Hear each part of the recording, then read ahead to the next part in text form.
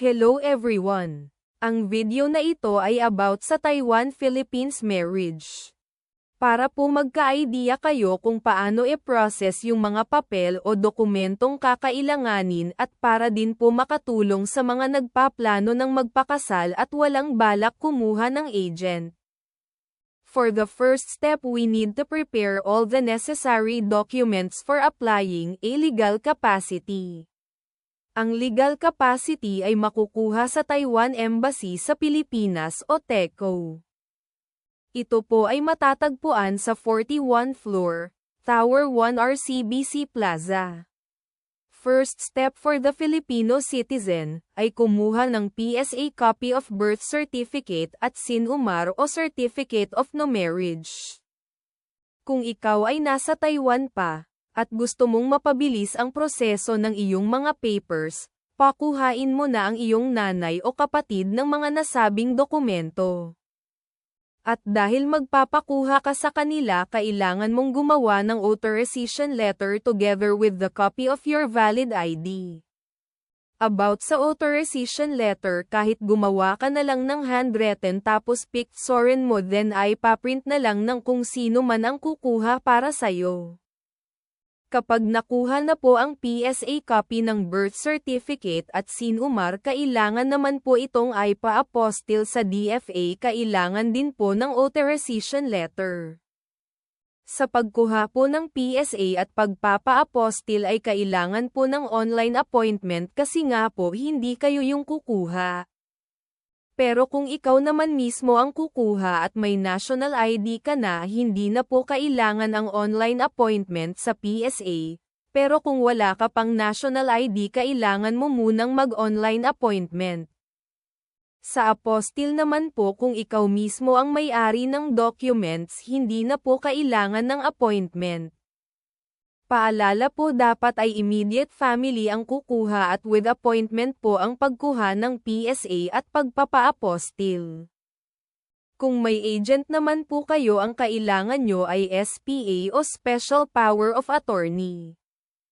Kung sakaling ikaw naman ay widow, kailangan ang marriage at death certificate ng dati mong asawa galing sa PSA at apostil ng DFA.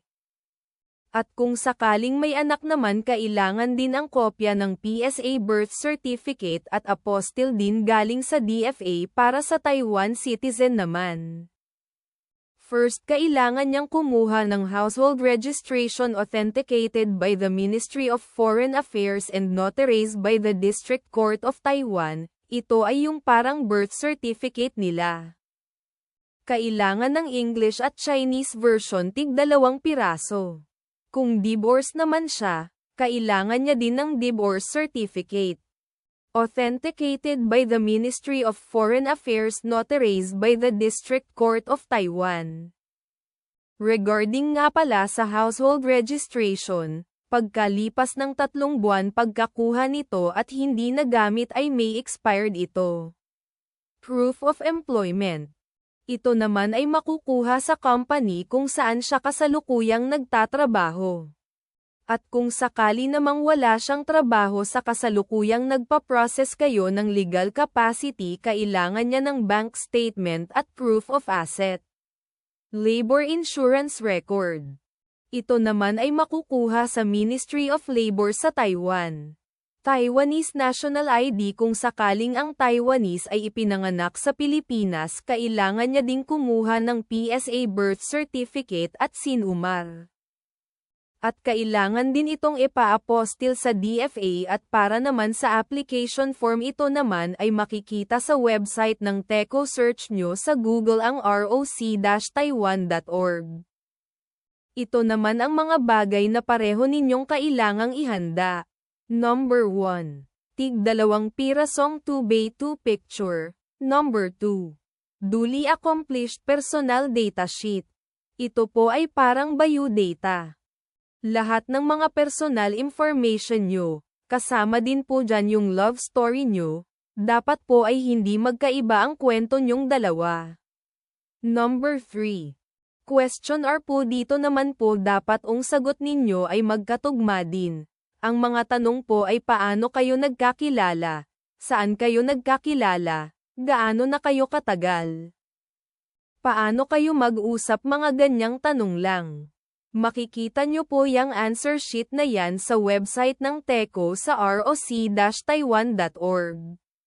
Number 4. Passport at photocopy ng inyong mga passport, luma at bago. Number 5. Proof of relationship. Ito yung mga picture ninyong dalawa, na magkasama kayo. Mag-print kayo ng 12 hanggang 20 pieces sa A4 bond paper. Mas maganda kung may mga picture kayo kasama ang both family.